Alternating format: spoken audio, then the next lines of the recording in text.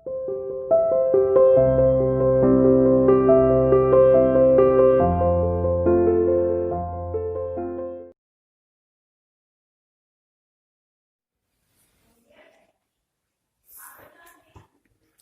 students, how are you? You are welcome to CR International Online Classes. आज का 12th art 7 में topic number 43 है। History के अंदर हिंदी और इंग्लिश मीडियम के अंदर कॉमन है। टॉपिक रहेगा कॉन्फ्लिक्ट बिटवीन रिलीजियस बिलीफ्स। धार्मिक विश्वासों में जो मतभेद था, आपस में जो डिफरेंसेस थे, उन पे हम चर्चा करेंगे। आज का जो टॉपिक है वो 8वीं से 18वीं सदी के मध्य में जो पूजा करने के तरीके थे उन पे फोकस रहेगा। इसके अंदर सबसे पहला तरीका देखिए, द वर्शिप ऑफ गॉडेस। इसमें देवी की पूजा की बात की गई है। तांत्रिक practices were widespread in many parts of subcontinent. The practice open for both man and women. यहां ये बताया गया कि तांत्रिक पूजा पूरे भारतीय उपमहाद्वीप के अंदर बहुत ज्यादा फेमस हो चुकी थी। पूरे भारत के अंदर, पूरे ही सब कॉन्टिनेंट में इस तांत्रिक पूजा का इस्तेमाल किया गया था। तांत्रिक पूजा के जरिए लोग अपनी पूजा कर रहे थे।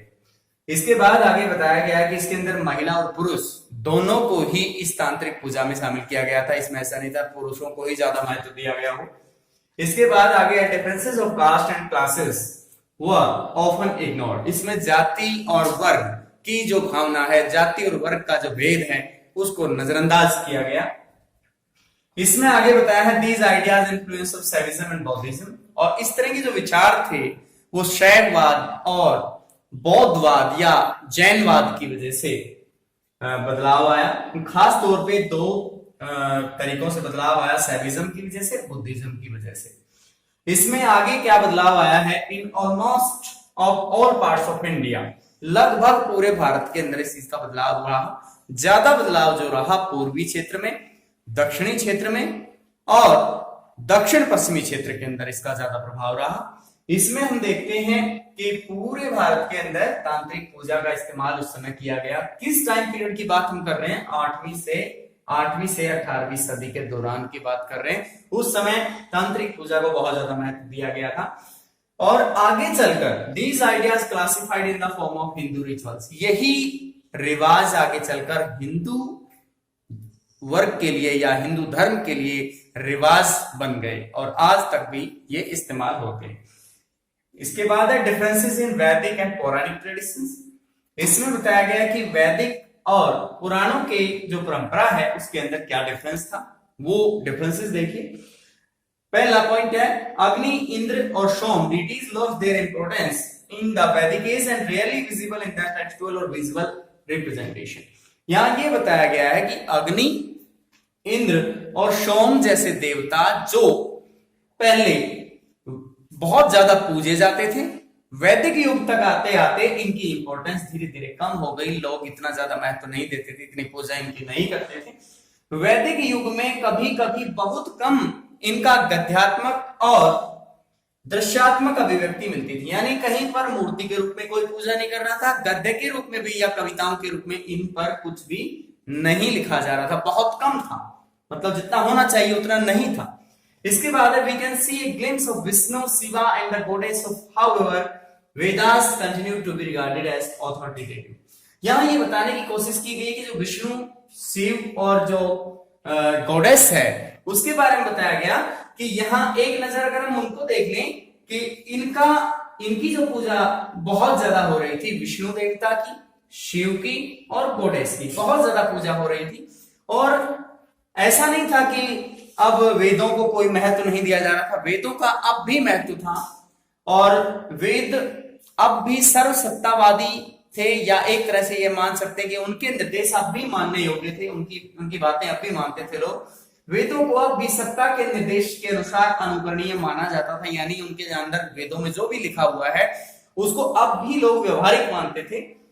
इसके बाद है सिचुएशन ऑफ कॉन्फ्लिक्ट। यहाँ पे आपस में मतभेद वाली बात आती है।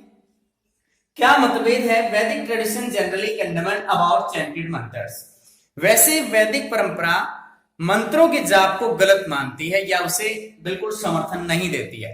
लेकिन दूसरी तरफ देखिए, on the other hand those who engage in tantric practices they ignored Vedas। और दूसरी तरफ जो है जो भी व्यक्ति तांत्रिक पूजा में व्यस्त रहता है, तांत्रिक पूजा में लगा रहता है या उससे जुड़ा रहता है, तो वो वेदों को नहीं मानता या उसको नजरअंदाज करता है। इसका मतलब ये इसके अपोजिट हो गई है। They consider Shiva and Vishnu as supreme, और जो तांत्रिक पूजा करता है वह शिव और विष्णु को सबसे ज्यादा सुप्रीम मानता है, वही इन्हें सारे संसार का रचयिता इन दोनों देवताओं को माने जाते हैं। यानी यहां हम वैष्णववाद और शैववाद की बात करेंगे, तो जो वैष्णववाद है वो विष्णु भगवान की पूजा करने पर बल देता है, उसको सुप्रीम मानता है। शैववाद शिव भगवान की पूजा करने पर बल देता है, उसको सुप्रीम मानता है। इसके बाद है other tradition fraught with tensions, और इस तरह की प्रवृत्ति की वजह से बौद्ध धर्म, जैन धर्म जैसे जो अलग जो परंपराएं थी वो भी इनसे एक तरह से उनके अनुयायी भी चिंताग्रस्त हो गए। इसके बाद आगे आता है bhakti traditions. In this tradition routine worship of deities within temples applicable on Shiva and Vaishnav. यहां ये बताने की कोशिश की गई है कि भक्ति युग आते ही, भक्ति काल के अंदर जैसे संतों के बारे में हम पढ़ चुके हैं कल, उसके अंदर यही बताया गया है कि जो भक्ति परंपरा है उसके अंदर मंदिरों में जाकर के, मस्जिदों में जाकर के पूजा होने लगी। लोग कोई ना कोई एक ऐसा अपना स्थान निश्चित किया जहां जाकर के वो शांति से, आध्यात्मिक रूप से भगवान को याद कर सके, स्मरण कर सके। और ये शिव और विष्णु इन दोनों ही देवताओं के लिए शैववाद और वैष्णववाद की जो परंपरा है वो पूरी तरह से इन पर ठीक बैठती है।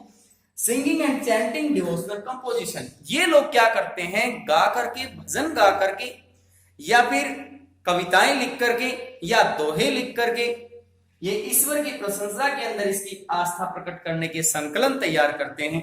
ये हमारा आपका सिचुएशन ऑफ कॉन्फ्लिक्ट हो गया, भक्ति ट्रेडिशन हो गया, वर्शिप ऑफ गॉडेस और डिफरेंस इन वैदिक एंड पौराणिक ट्रेडिशंस।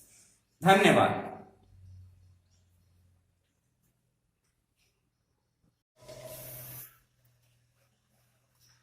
इसके बाद आपका जो नेक्स्ट टॉपिक है वो है प्रैक्टिसेस एसोसिएटेड विद चिश्ती सिलसिला ऑफ सूफीज। सूफी संतों का चिश्ती सिलसिले के द्वारा वे जुड़े हुए, उनके जो जुड़े हुए अनुभव थे उनके बारे में हम चर्चा करेंगे। सबसे पहला है believed in worshipping of God in through mehfils of spiritual music. आध्यात्मिक संगीत के जरिए महफिल बिठा करके और भगवान की पूजा करना वे इसे बहुत अच्छा मानते थे। यानी महफिल के अंदर इकट्ठे बैठ करके, समूह के अंदर बैठ करके आध्यात्मिक संगीत बजाते हुए ईश्वर को याद करते थे। रिमेम्बरिंग गॉड, वो भगवान की को याद करने के दो तरीके बताते थे। रिसाइटिंग, जिक्र, एक तो रिसाइट करने, नाम स्मरण करने के लिए भगवान का नाम स्मरण करना ही जिक्र कहलाता है। एंड द थ्रो क्षमा, और क्षमा होता है संगीत के जरिए, संगीत के जरिए याद करना। उस समय ये विश्वास था कि संगीत के जरिए ईश्वर की प्राप्ति बहुत आसान है और कहीं ना कहीं संगीत देवताओं को भी प्रिय होता है। तो इसकी उपस्थिति में अगर भगवान का नाम स्मरण किया जाता है तो ये दोनों क्षमा और जिक्र ईश्वर तक पहुंचने के मार्ग बताए जाते हैं। They gave importance to ziyarat and qualities to evoke divine ecstasy. They sought the spiritual blessings of the saint. उन्होंने क्या किया?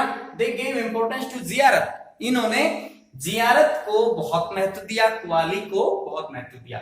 जियारत क्या होती है? जैसे कोई भी सूफी श्राइन है, जैसे कि अजमेर दरगाह है, वो एक अपने आप में सूफी श्राइन है, सूफी संतों का एक महत्वपूर्ण स्थान है। वहां पर जाकर लोग भक्ति करते हैं, अल्लाह को याद करते हैं और चादर चढ़ाते हैं, वो जियारत कहलाता है। दैट इज जियारत। दिल्ली के अंदर जैसे निजामुद्दीन औलिया की जो मस्जिद है वहां भी इसी तरीके की जियारत होती थी। जियारत के साथ साथ वहां पे कव्वाल बुलाए जाते थे, जैसे कि निजामुद्दीन औलिया दिल्ली के दरगाह के अंदर कव्वालों को बुलाता था और कव्वाली करवाते थे।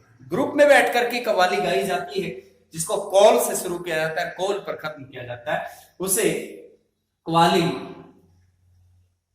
का इस्तेमाल, जियारत और कव्वाली का इस्तेमाल देवी आस्था तक पहुंचने में या भगवान तक अपनी डिमांड पहुंचाने में या भगवान तक अपनी आस्था पहुंचाने में बहुत ही प्रभावशाली माना गया है। They sought the spiritual blessings of the saint, और वो इस चीज के लिए ये भी मानते हैं कि अगर हमें सूफी संतों का आशीर्वाद प्राप्त करना है तो जियारत और कव्वाली दोनों का सहारा लिया जा सकता है। इसके बाद एस्टेब्लिश्ड खानका स्थापित किए गए, जहां पर विभिन्न धर्मों के, विभिन्न सामाजिक समूहों के लोग आकर के खाना खा सकते थे। इसके बाद है लंगर व्यवस्था। इसमें सामान्य सभी के लिए, सभी सामाजिक समूहों के लोग इसके अंदर खाना खा सकते थे। Appointed spiritual successors to preach and spread their teachings. और इसके अलावा इनकी शिक्षाओं को आगे बढ़ाने के लिए इन्होंने आध्यात्मिक उत्तराधिकारियों की नियुक्ति की, ताकि उनकी शिक्षाएं प्रचारित होती रहें, प्रसारित होती रहें। ये किनके द्वारा किया गया था? सूफी संतों के द्वारा किया गया था। इसके बाद नेक्स्ट है दे अडॉप्टेड लोकल ट्रेडिशंस। उन्होंने कुछ स्थानीय परंपराएं अपनाई, जैसे like bowing head in the front of शेख की उपस्थिति में अपना सिर झुकाना यानी आदर देना, और and offering water to the people, और लोगों को पानी पिलाना, यानी जैसे सामाजिक रूप से इकट्ठे हुए लोगों को पानी पिलाना। ये कुछ जो हमने 6 यहाँ पर इसके विशेषताएं बताई, ये वो अनुभव थे जो चिश्ती सिलसिले के अंदर खानकाहों में और चिश्ती सिलसिले के अंदर देखने को मिलते थे। आपको ये समझ आया होगा। धन्यवाद।